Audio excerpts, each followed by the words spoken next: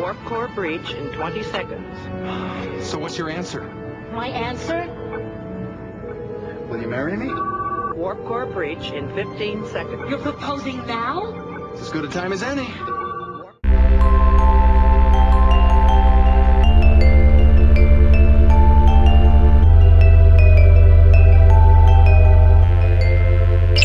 Set a course for love. Ah, yes. One of your earth emotions. Glad I found you.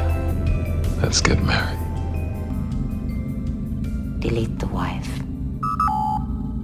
Hello, everyone. Welcome back to Deep Space Love, the Star Trek podcast where a married Trekkie couple explore love in all its forms throughout the final frontier. I'm one of your hosts, Nicole. I'm one of the other hosts, Joe. And how are you doing today, Joe? Great. How are you? I'm good. I did kind of skip over our little waltz that we normally do with the hosting, but No, I just gotta always say it. It's all good. okay. Yeah, we've got like the grooves in the road. We have to follow them now every time. Yeah. Anyway, I'm glad we are doing well. It's springtime. I'm feeling good. Yeah. So, Yeah. Um, Green grass poking through, right? yeah, it's a little more green outside, which is really great. Okay. So before we dive too much into anything, it's not just us today. We have a guest, a very special guest. Hi, this is Swapna Krishna, and she's a journalist, content creator, and co-host of the Desi Geek Girls podcast. You can see her as of on the PBS show Far Out or at her space-focused YouTube channel, Ad Astra. And you can find her writing at StarTrek.com, NPR, Wired, and many other publications. Her book, Stargazing, Contemplate the Cosmos to Find Inner Peace, is currently available from Chronicle Books.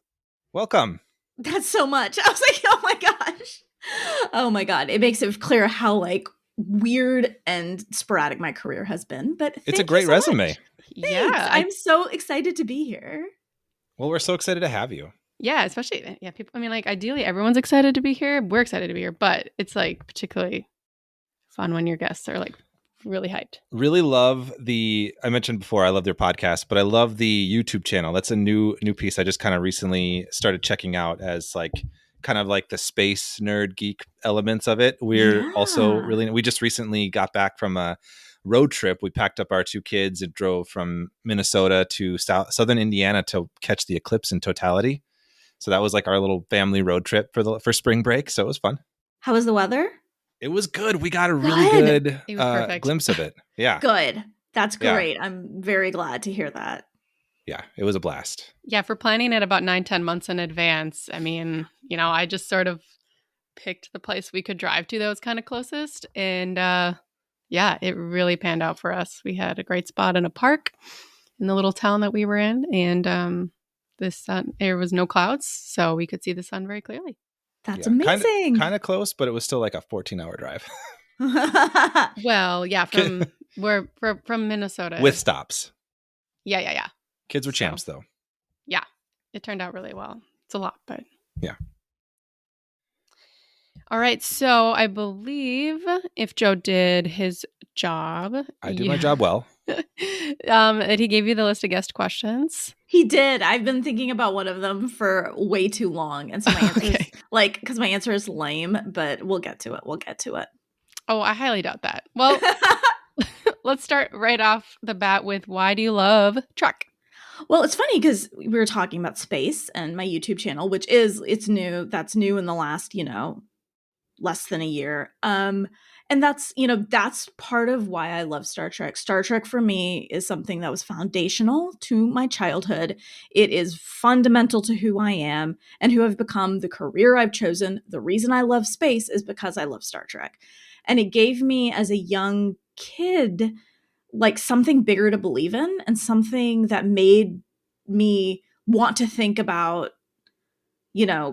something bigger than myself and realize that we're all part of something bigger. And it gave me like really, it was very, really very, it shaped who I became. Like I always say, like Captain Picard, like taught an entire generation of us about what it is to be a good person, morals, like human decency. And that's why I love it. I love it. And like I feel like it's so funny because people are like, did anything shape your career? I was like, Star Trek. Star Trek is the reason I do what I do. It's the reason I'm interested in space. It's the reason I wanted to write about space and talk about space for a living because of this. And so it is, I love it. I love that it gives us all a place to belong, but also makes us see we're part of something much bigger.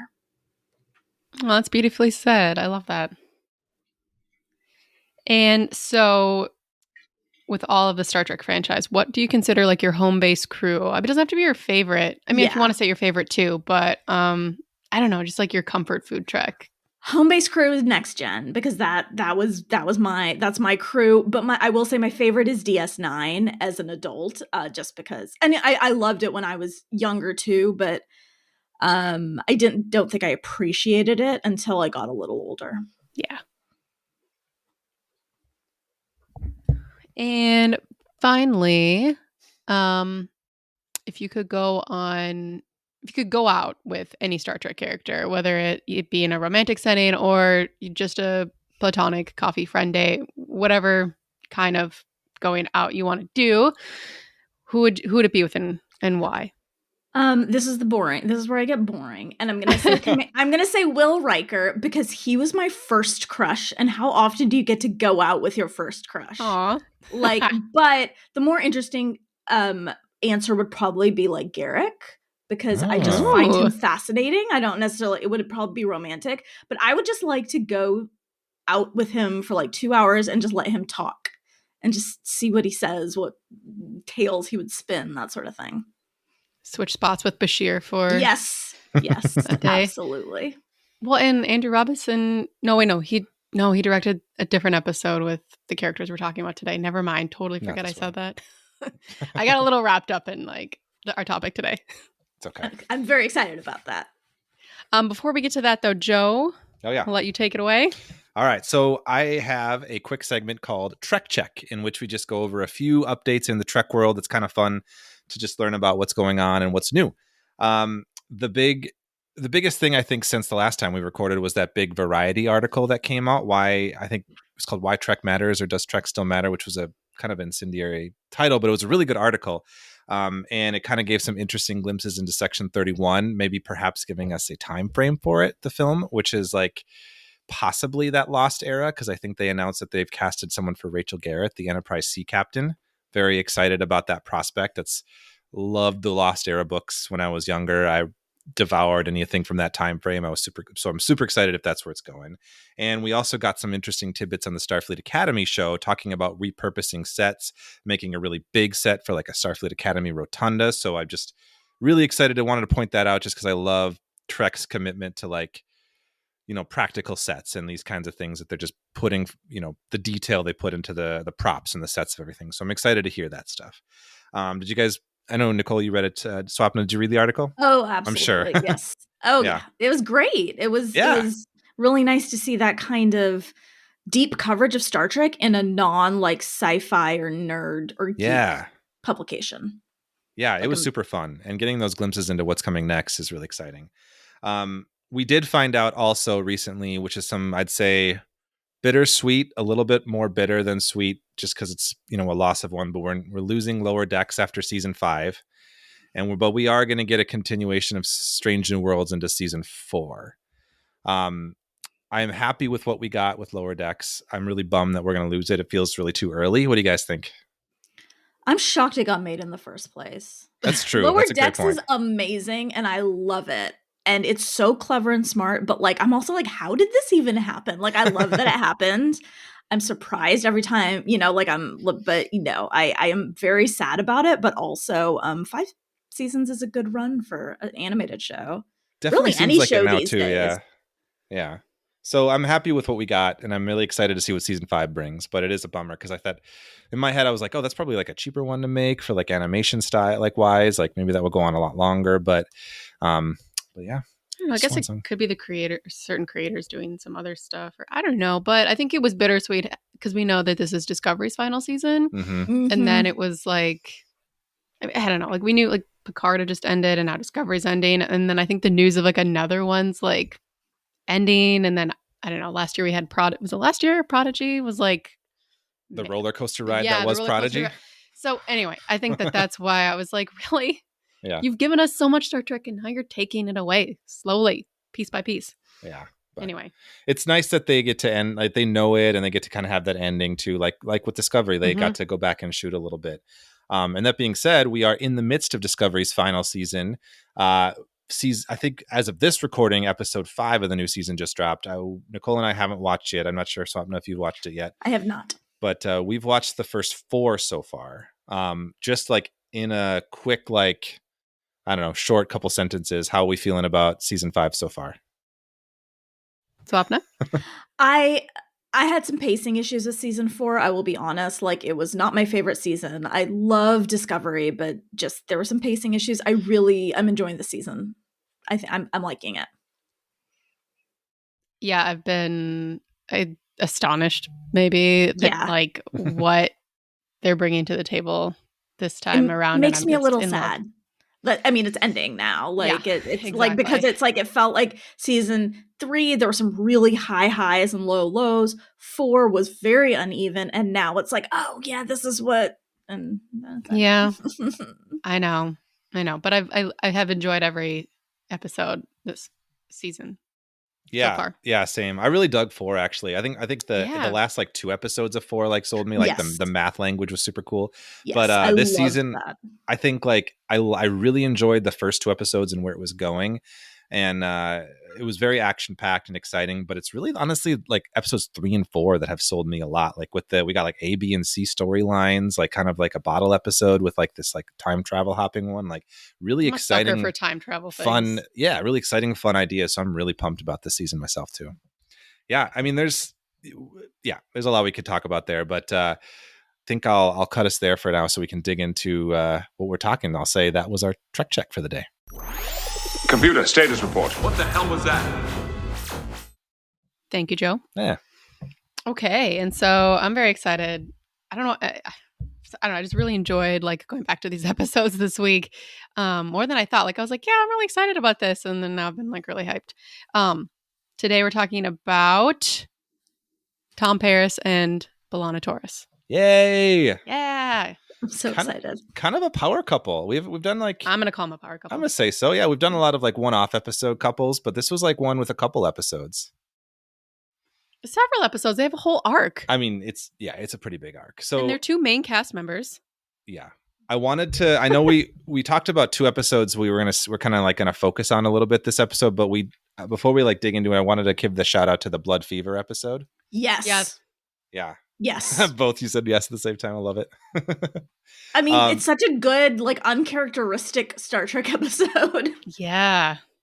That's the one Andy Robinson directed. The one yes, directed, that is the one Andy Robinson directed. Yeah. So that's kind of where we get the first glimpses of their relationship, right? Or like, I mean, full on, right? Not even glimpses. Like that's the first, like the kickoff of it. Would you say? Yeah. I mean, we didn't.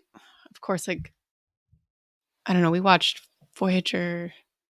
I don't know. It's been a little while ago. Yeah, but we were watching them all in chronological order for a while, so it's been a while since we watched Voyager all the way through. But that was season 3 episode, and I think that's like the beginning of it, because it's, for anyone listening who needs a refresher, it's the episode where this character Vorik gets the Ponfar and like telepathically connects with ELANNA, kind of triggering her blood fever, kind of sex drive, giving her like a pseudo Ponfar as well, and she's really really wanting Tom in that. Yeah, it's very yeah.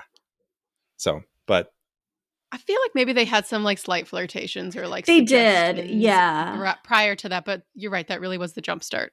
That was the point where, if you weren't watching them closely, which I was, because I love, like, ELANNA TORRES is one of my like favorite characters in Star Trek. She's amazing. Period. And I could go on for days about how she was an underserved character on that show, but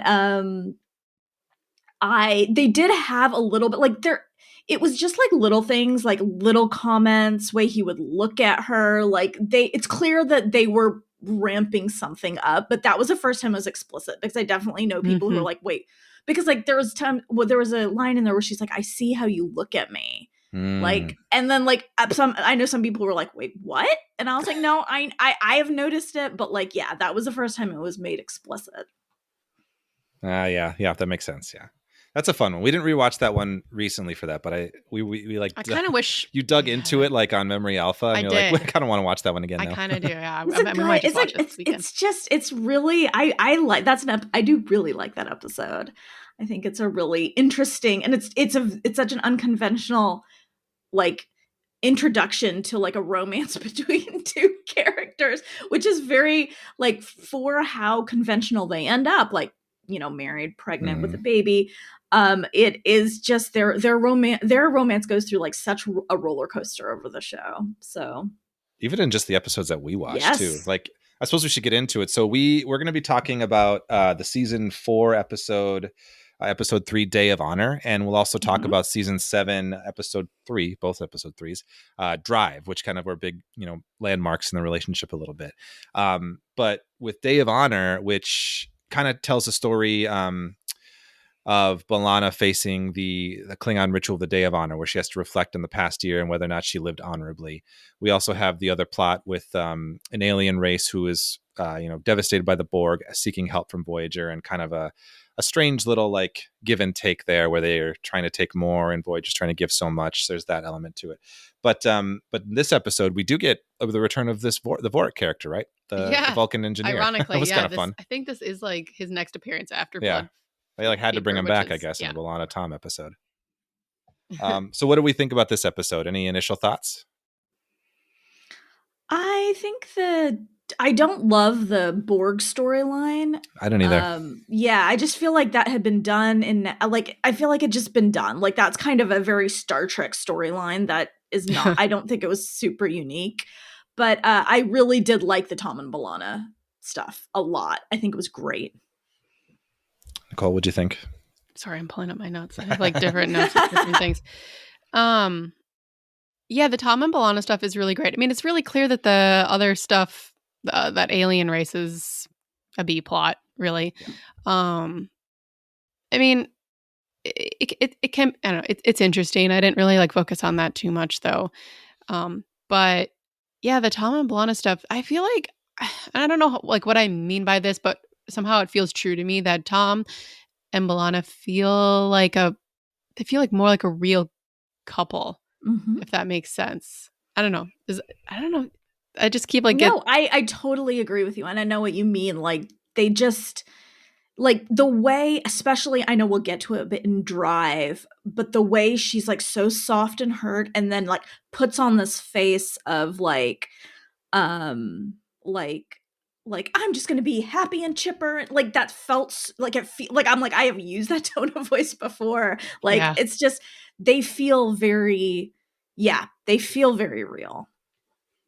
I think it's how like often they also just like kind of make mistakes and stumble over it too. Like there's a lot of Star Trek's modeling like best of behavior, and so like seeing these kind of like missteps happening feels like real amidst that, I'd say. Yeah. Yeah, I think that was kind of what I was going for. Yeah.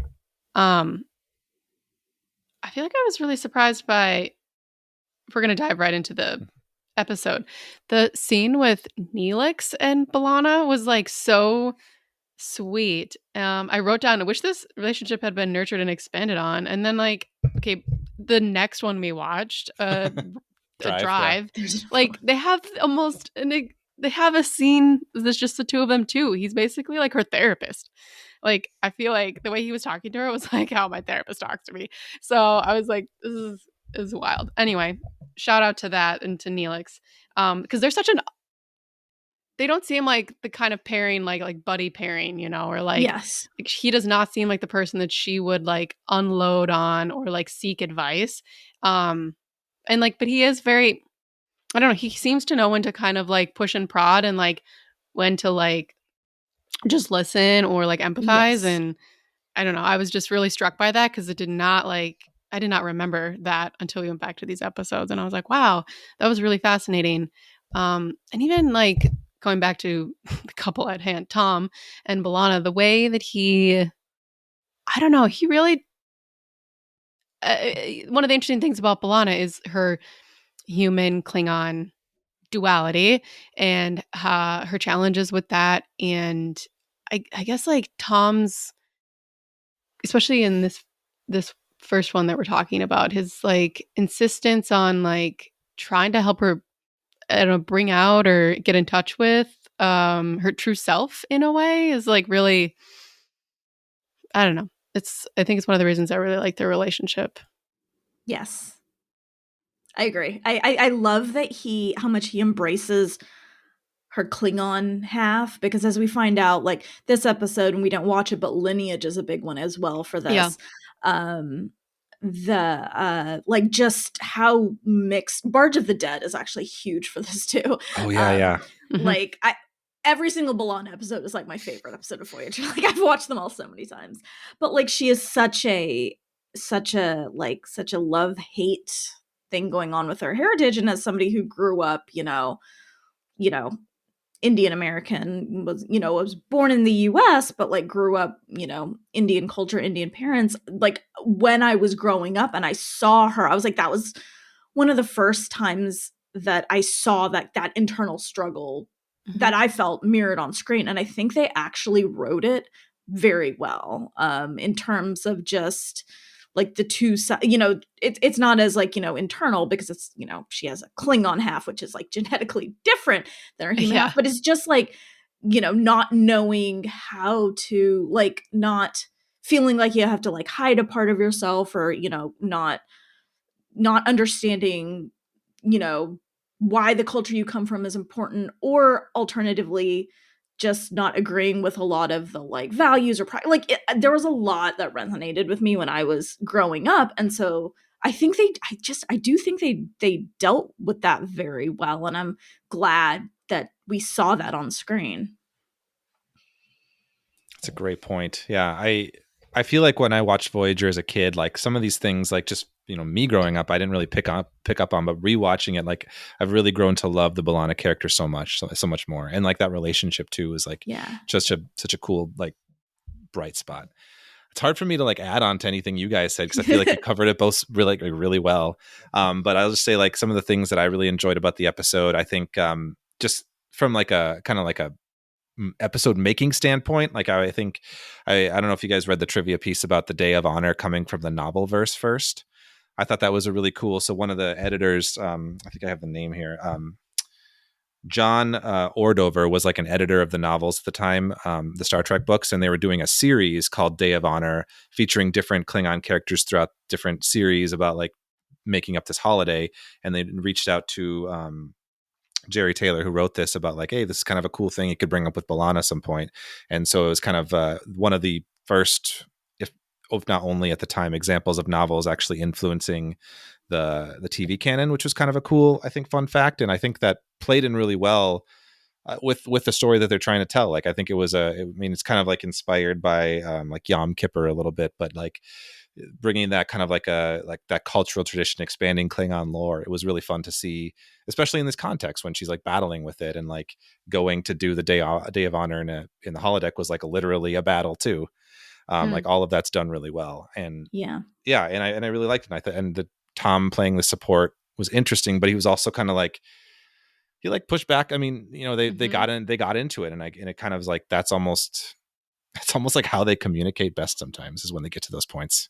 Yeah, especially in these two episodes. For sure. One of the things I really loved, it was like a really little detail, but it's when Tom goes to her quarters, and she's like on the couch and kind of like folded into her, like their body language, both of their body language in this episode is so good.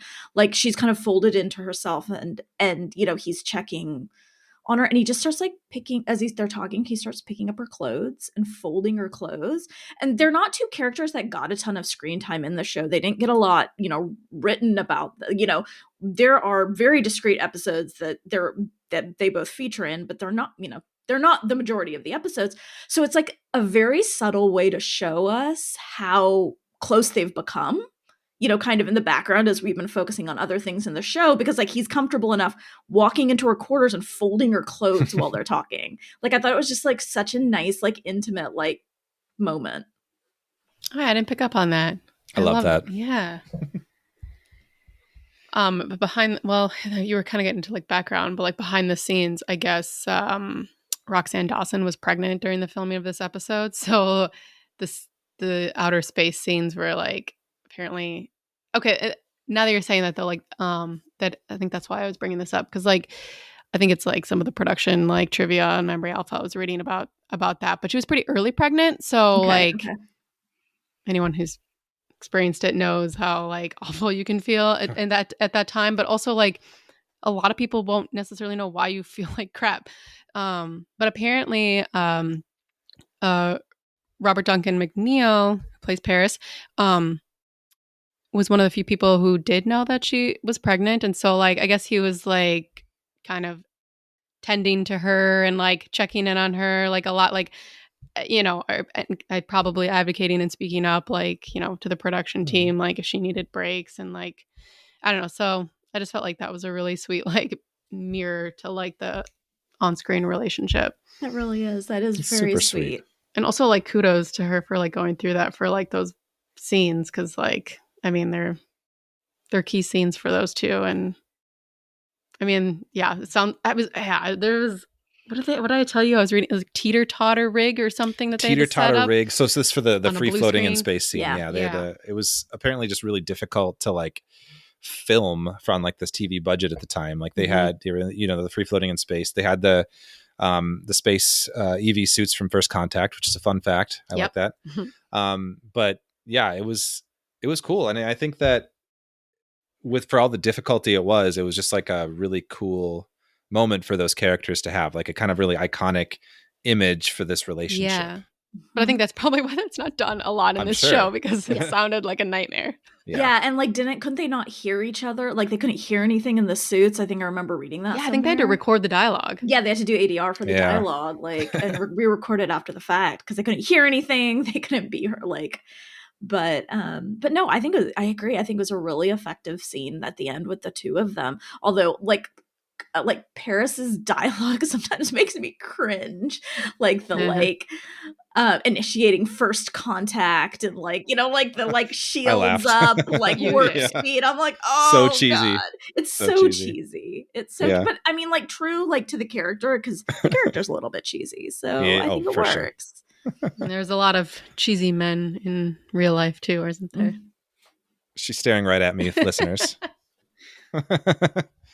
Yeah, I liked it a lot. That scene, this whole sequence was so cool. And I think in the moment, I don't know if it took me out necessarily, but I was just noting in my head that like after B'Elanna finally says "I love you," I had thought that Tom said it back, but he didn't. What does he say? I don't know, nothing. He said something about like no, he says something like you picked a good time. You picked a good time to tell me, like something like that. Yeah, it's another cheesy Paris line almost, but like I was like, I kind of wish he would have said it back because I know he felt it, and I feel like he, would be more than willing to, as a character, would be more than willing to like say that right away too. So that surprised me a little bit. I almost kind of wish they would have did that. Well, yeah, I agree. I can kind of see like, I feel like this is a little bit more of a B'Elanna episode though, and so like, I don't know. I guess, and she was like, "Oh, I didn't do anything honorable, and I'm gonna die without honor." And I feel like being in like that state of vulnerability, and I think that was like sort of her like, I don't know, I don't want to say like it was an honorable thing. That sounds like a weird way to say it, but almost, I don't know. It was a way for her to like maybe find honor with herself. I don't know. Yeah. So like that keeps the focus on her is what you're saying, I think, right? Kind of. Yeah. Like, I get that. She puts up it's like a lot putting of herself out there. Yes, thank you. You said it way better than I did. Like no, because there is, but it's so funny because like I was watching that holodeck scene and I was like, you're telling me there's nothing honorable about keeping a ship of like 150 people running and like keep being the engineering chief and having all these lives. You're telling me there, like it like made me a little bit like mad for her because like Klingon culture is so warrior oriented and that's just not who she is. And I'm like, they should change, like then I got like all like fired up, but Yeah, agreed. I think during that scene too, I was like, really? You have you got a lot of accomplishments. And I think she's like, I didn't defeat anybody in battle. Like she's listing all the things that are typically associated with being Klingon. You tended to the ship while you fought the Borg and made it through Borg space. So technically you did, but yeah. I guess those mental blocks that she had. Huh? Yeah, exactly. And I think It's that's true. actually why I found the like vulnerability so powerful at the end, because Mhm. like that is her, like it's her, like so much of B'Elanna is in her story, and I think why it resonates is with me is because it's so much about herself. It's how about her perception of herself. It's about her insecurities. It's about like who, like she has like just stuff she has to let go and work through like internally, like her trauma from, you know, when she was a child, like so much of that. And I think this episode was a really good internal journey for her. Agreed. Yeah, for sure. Any other final thoughts, or should we move on to Drive? I don't know. I guess. I mean, we don't have to keep this linear either. We can jump back and forth if we need to. Oh, one thing I was going to say about Neelix, we were talking about him. I forget all the time too that he has these really good scenes in the later seasons. I think the Kest relationship did so much damage to that character that like so many of us just like forgot that he like does get actually a lot better and a lot sweeter and a lot nicer towards the end. But just they did him, the writers did him such disservice with that like relationship. Totally. I feel like the pop culture knowledge of Neelix is just a general negative one. And it's kind of a bummer because I think it's those first seasons were rough. Like, and I feel like they were obviously trying to do like a kind of a discount Quark thing with him at first, like this kind of like shady character.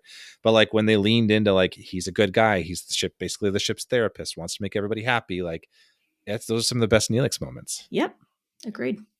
Yeah. No, I'm 100% with you on that. Yeah.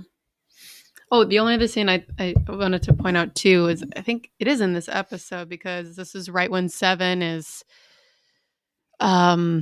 just kind of coming on board, you know, and trying to act she's trying to assimilate, you know, acclimate to not being assimilated and in a hive mind in the Borg. And anyway, I think Tom kind of notices, I know they have this like conversation while they're walking in the hallway, if you guys remember. And Tom says something. He said, I think this is the whole quote, but what matters is now, not your past. And then he's offers like, if you need any help, let me know. And like, just because of like Paris's past and kind of getting into some trouble. And I feel like, I don't know, it was just this really sweet moment that I had kind of forgotten because, you know, I mean, we're kind of focusing on Tom and B'Elanna, but like, I don't know. I just really appreciated that. I don't know. It kind of mirrors a little bit like some of B'Elanna's things too. I mean, he's not saying it to her, but just sort of that idea of like who you were in the past, or, you know, your past doesn't have to define you. Yeah, no, I think with Tom, it's kind of similar to the Neelix story, except he got the B'Elanna story at the end. So like, and he becomes such a more interesting character to me once they get together. Because I think he grows so much. But like at the beginning of the show, he's kind of this like womanizer who, you know, like it's like running after every alien. So like I feel like moments like that, like you forget he has these really sweet, kind moments. And I think they like they wrote him like that for a couple of seasons and then started like giving him a little more, which is really nice. But like, yeah, I feel like he was redeemed because of the B'Elanna stuff, but he could have also gone the way of Neelix in our heads if not for that. I know every time I try to like write quote womanizers like on Star Trek, I'm like, just stop. I know. They're always better once they're softened up. They are. Yeah. Anyway, that was the last scene I wanted to mention because I enjoyed that. That's a great point. Yeah. So the second episode we watched specifically for this was season 7, episode 3, Drive. And that one, Tom and B'Elanna had a weekend getaway planned in the holodeck, which Tom ends up canceling to enter the Delta Flyer into an interstellar starship race. And things ensue from there, essentially. What do we think of this one? I like it. I liked it. I think it's a fun episode. And I think B'Elanna's storyline feels very like she goes through like I think it's a good storyline for her.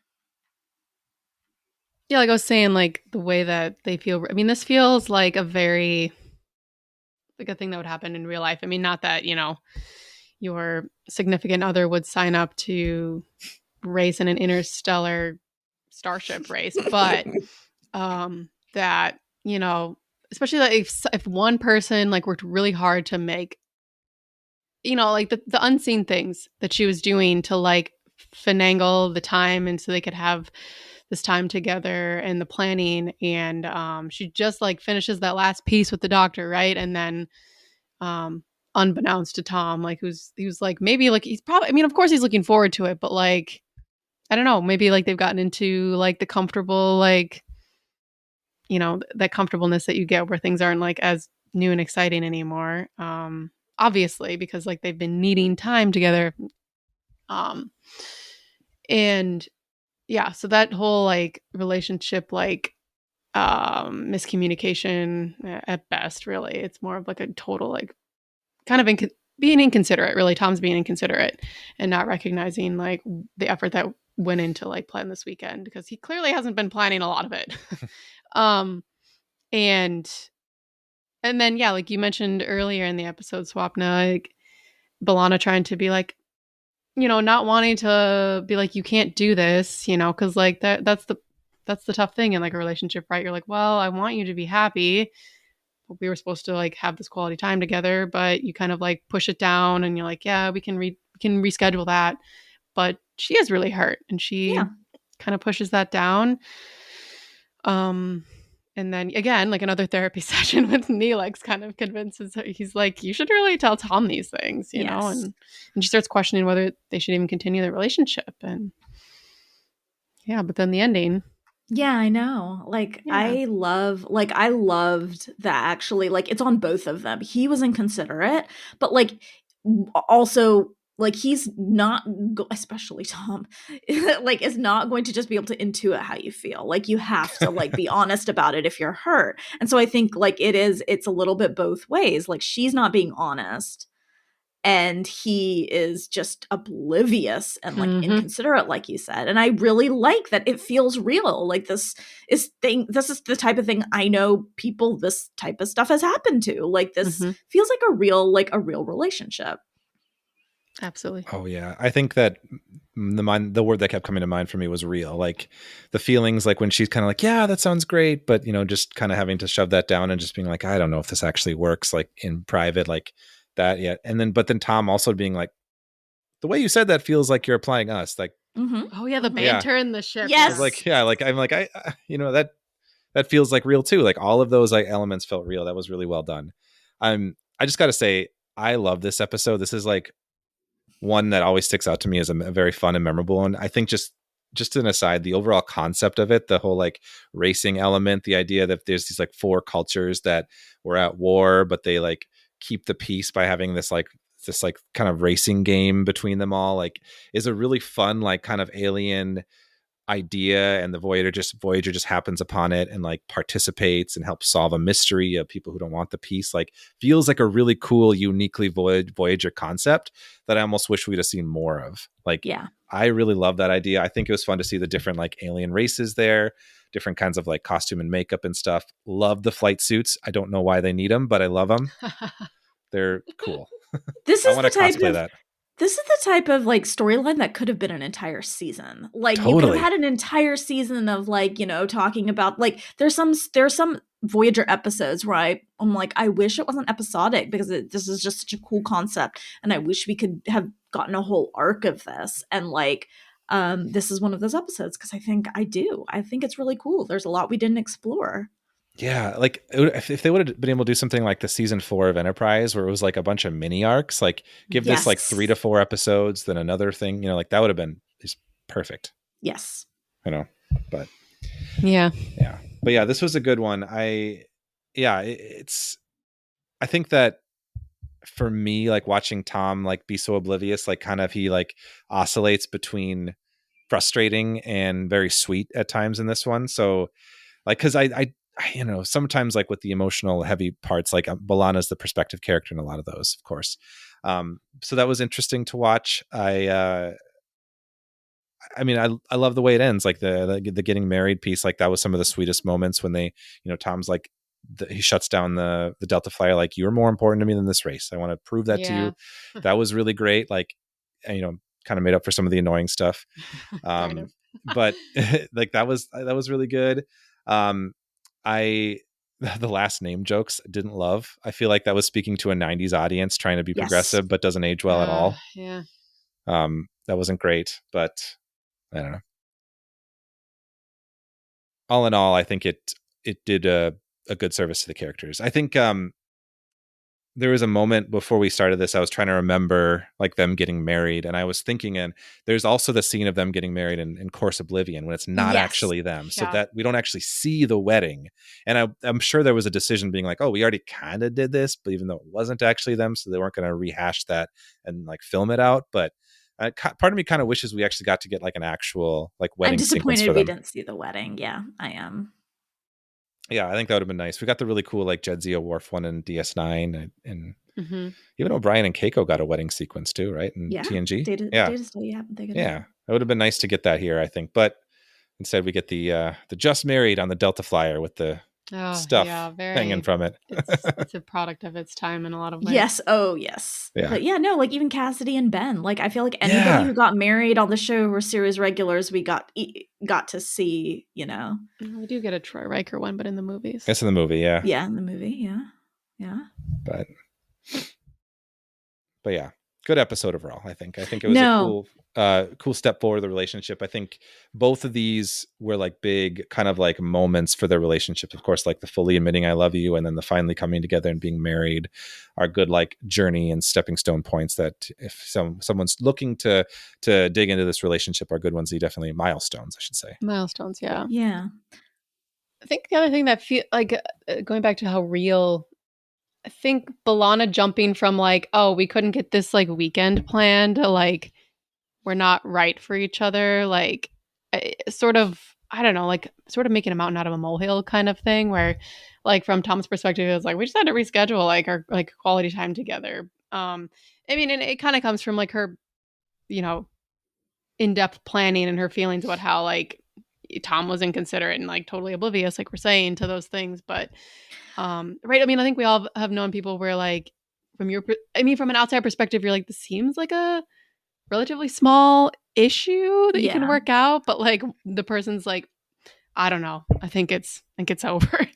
But I also think like I definitely agree because like, you know, we hear about how like they've had trouble scheduling time together, blah, blah, blah, but it's not something we had seen in preceding episodes. So this felt a little bit out of nowhere. Like I know that they didn't want to be episodic, et cetera, et cetera, et cetera, but it felt like there was no groundwork laid. They just like needed a plot. So all of a sudden B'Elanna decides they're not going to be together anymore. Yeah. Like it didn't. Yeah, no, I definitely agree. Like it's a little bit of a leap. It's true. There could have been, I mean, like, yeah, the idea that there could have been off-screen moments where... Yeah, but like we don't see them, so... Yeah. So, yeah, just from what we can see, it feels like a sudden turn. But, yeah, I think there's probably a lot more at play there, too, honestly. But I did love the proposal. Where he's, like, yelling at her while they're, like, trying to, like, dump the core. Like, I thought that was really funny. Oh yeah, like I said something to you. I'm like, there's Tom and B'Elanna like basically stranded in space again. Yeah, stuck in space. There were so issues. many parallels actually between the two episodes that I would never have picked up if I hadn't watched them in this way for the show. Like there were so many parallels, and it was really interesting. Even dumping the core, didn't they have to do that too in the Day of Honor? They had to dump the actual Voyager warp core, and this. That's why they were out there. Yeah, that is really a weird parallel. But them just like being under pressure and like you know, and the like, only time B'Elanna is going to be honest is when she's under pressure and about to die. Like like that's not exactly how it happens in Drive, but like it is funny that there are so many parallels between those two episodes. That's got to have been intentional then, right? Like at least some of them. Or lazy. Or lazy too. That's or lazy writing. They don't know what else to do with B'Elanna, so they just give do her that a again. core breach every time. Yeah. Core breach every time. Oh yeah, well, I mean, like just because you said lazy writing, remember I read to you that line that she says, or is it Harry? One of them says like, "Oh, weren't you expelled from the academy?" Oh, no, yeah, Nick Locarno was expelled from the academy. Not Tom Paris. Yeah. Not Tom Paris. I laughed so hard because because this show genuinely at times seems unclear of who Tom Paris is. Like there's multiple like the picture that Tom's dad has on his desk in whatever episode is a picture of Nick Locarno. Like it is it's really funny. Gosh, yeah, it's so silly. Yes. It's another great point for Lower Decks, bringing Nick Locarno back. That was ingenious. That was so good. Yes. That was ingenious. I screamed at my TV. I also wanted to say one kind of my last little wrap up about this episode. Pretty cool, pretty fun guest stars in this one. Yeah, you want to give us the I rundown? loved we see what's his name? Brian George. He's the ambassador in a lot of Star Trek. He was Bashir's father. He was in Seinfeld, for those people who watch Seinfeld. Good at really fun, like that guy actor who like shows up in a lot of stuff. Really love him anytime he shows up. The woman who plays Inira, I don't know, I can't say it. Irina. Yeah, Irina. I'm reading it from a distance. Sia Batin, I think if I'm pronouncing it correctly, was with the Pussycat Dolls. And yeah, wild, right? That surprised me. I had the same reaction. Yeah. And she was also TORRES, one of the 3 actresses that played that character too. So she's been in Star Trek before as well. Couple fun guest stars. I always I like that. That's why she looked so familiar. Yes, she was. She was the one who played her for the longest time, right? Yep. Okay. Yes, that's why she looked so familiar. Okay. Yeah. Without the Kardashian makeup. Kardashian makeup. The fun Star Trek game of what other Star Trek episode was this guest star in? Yes. Yeah, especially in prosthetics. Yeah. So much fun. Yeah. Any other final thoughts on Drive, you guys? I don't know. These episodes made me happy. Yeah, me too. I like them. Yeah, I like them. They were fun. They were fun to revisit, I think, and good ones overall. We're not going to really touch on the season 7 episode Lineage. I think that's another one that's important for their relationship. But Swapna, you spoke at length on this one, correct? I talked for like an hour and a half about that one on another podcast, All the Asians on Star Trek, which was a lot of fun. But also a great show. Going in depth on that, and like that's the one where I'm like, I especially like when I first found out I was pregnant, I watched that episode like 5 times because like it was like the like, you know, like the worry about like my husband is not Indian, so it was like the worry about like a biracial kid, like what is he going to have to face? Like I had a lot of that like anxiety, and so that episode made me feel better. And so I watched it so many times. That's nice to hear. I remember we didn't rewatch that one either, but I remember that one being a really powerful one that really stuck out too, especially towards the end there. And they both, I think that's they're both of their best acting on the series, like their best writing and best, like they both like bring it and they're so good in it. And so, I really liked it. Yeah. So we couldn't close out with at least giving that one a shout out, I'd say. Absolutely. Yeah. And I'll put a link to your episode in our show notes. So if anyone wants to check that out, with All the Asians Star Trek, also awesome podcast. Very good. Yeah. Yeah. So it's really 4 milestones. Yeah. Including Blood Fever. Yeah. Yes. I have to shout out one of doing research for this show or this episode. I did find this like Tumblr. It was called Say a Hail Mulder for Me. There was the Tumblr, and I'll link to it. But this person went through like all of Voyager and like every episode that Tom and B'Elanna have some sort of interaction, like pointed it out.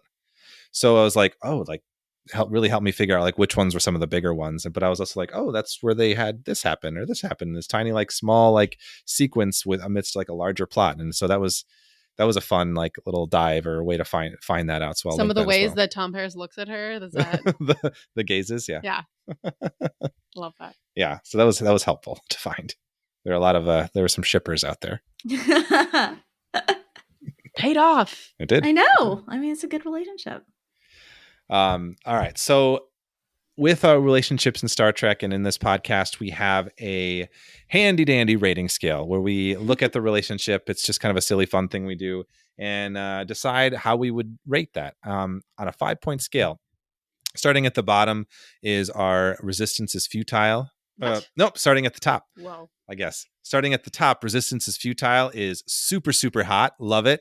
Next down, fully functional is quite quite good. Quite good. We like this relationship. Fascinating is kind of like, okay, we're sort of into it. Not would like to see where it goes. On the negative side, yellow alert, we're kind of feeling like a lot of caution, and red alert, super toxic. So that's our rating scale. And Swapna, we'll let you go last. We usually let our guests go last in case they need some extra time to think about it. But why don't you start us, Nicole?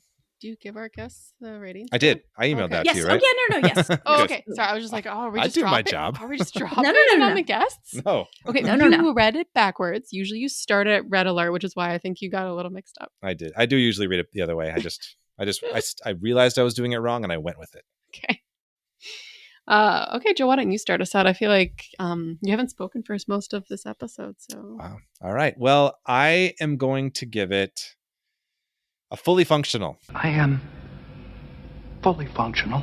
Because I would say waver a little bit. I had thought about fascinating at first because I think for a while I was at the place where I was thinking like Tom Paris kind of annoyed me a little bit in Drive, and I was like, he's kind of like not the best partner.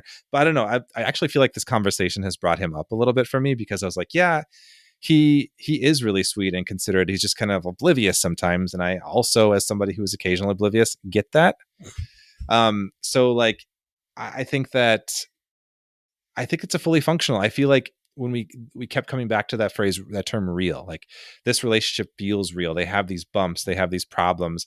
I didn't give it a resistance is futile because I do feel like they get to some places where they have to like really get themselves to the edge before they can be honest with each other. And I think that's kind of something they probably need to work on. But I do feel like they deeply care for each other. Like they're very passionate for each other, and it shows. And the things that they do for each other are powerful. Like they put each other first, and it's very meaningful. And the gestures, the relationship that they formed over all this time, and especially like Nicole, you were saying, the slow burn, like over many, many seasons, like it seems felt and it seems earned when we get to these points, especially in season 7. So I'm committing to fully functional. How about you? I wanted to make this interesting and have something different. Some disagreements? Yeah. I mean, not that we want to disagree, but I was already thinking fully functional as well. I am fully functional. I mean, you pretty much already said it all. Gosh, I'm really trying to think about trying to add something to what you already said. You kind of took all the points. Sorry. I don't think I ever really... Okay, I will say that I maybe wavered between resistance is futile and fully functional. I don't know if I would have dropped them to a fascinating. I mean, come on. I mean, we didn't watch Blood Fever, but I mean, resistance was almost futile in that episode. That's true. So. Yeah, and Tom in Blood Fever said he didn't want to take advantage of her in that state, so that was good.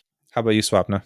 Okay, so I'm going to go with resistance is futile. Resistance is futile. Yes. But it is because of the full arc, the Blood Fever to Day of Honor and Drive and then Lineage. Because if you take the full arc, I think they start at a unhealthy place and they get to a really, really good place where they like really, they're very honest and, they're able to like share trauma and stuff like that. And so like, I feel like over the full arc, they're absolutely resistance is futile.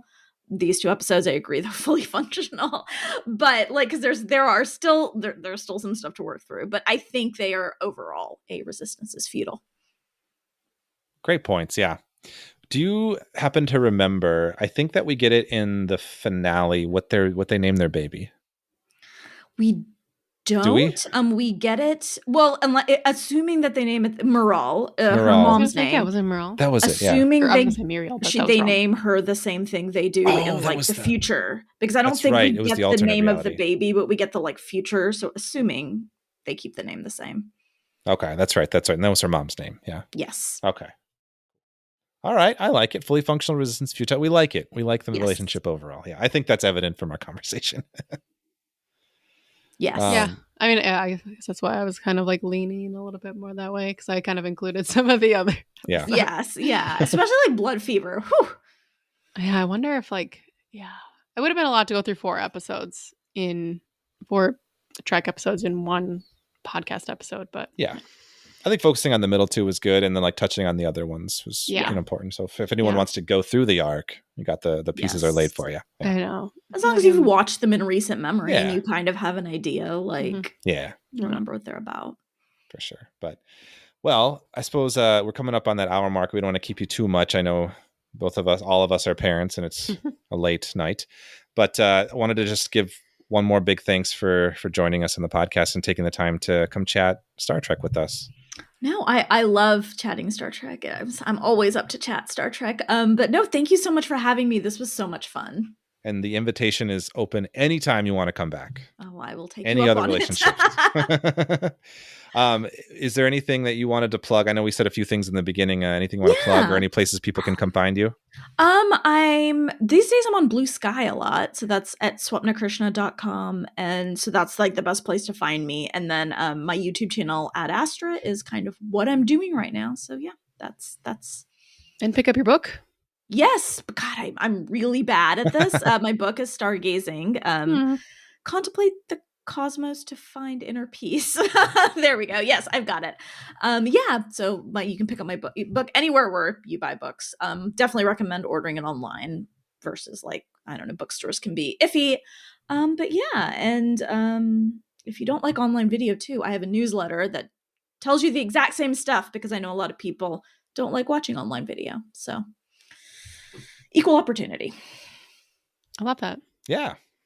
And I'm really glad that you brought this relationship to the podcast. I mean, we would have probably gotten to it eventually, but yeah. It's one really people forget about, like, because these two characters both were underserved by the writers. I think like it's not one that is like that people remember a lot, but like B'Elanna being like one of my favorite characters, like a lot of these episodes are the comfort watches for me. So yeah, I'm glad we talked about it today. So thank you for being on and for your time and for being an awesome guest. And hopefully another time in the future.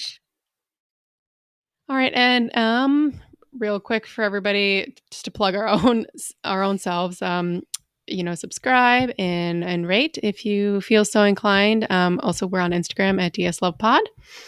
And we've got a couple, I think, more episodes in the works. So for real, we already recorded one. So we front loaded a bit. We'll have a few. Did front load a bit. So we will be a little bit more, a little bit less sporadic. But anyway, thank you for every time you join us, or if you just joined us today, thank you. And until next time, love long and prosper.